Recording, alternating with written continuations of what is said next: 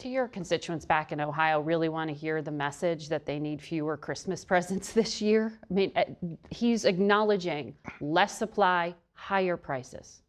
Well, I think there's going to be a lot that has to be shaken out here. And we certainly are seeing, I think, some reaction now in China also. That means that, the president's goal is that these nations of which, he's putting tariffs on the table and tariffs which are a punishment for having behaved poorly, taking advantage of the United States economically, will come to the table and negotiate better economic deals than the United States has been experiencing.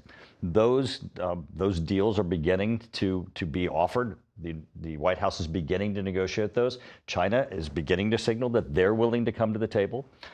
So, even though the president is making those statements, at the same time, we're seeing that the president taking that step of saying, we want a better economic deal is beginning to work.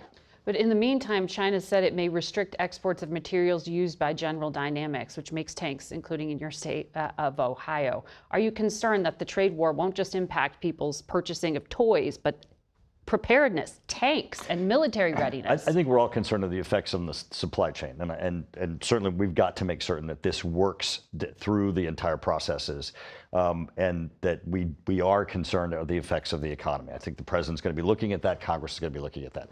But the real concern here is that we do have to look long term as to how this protects our overall economy.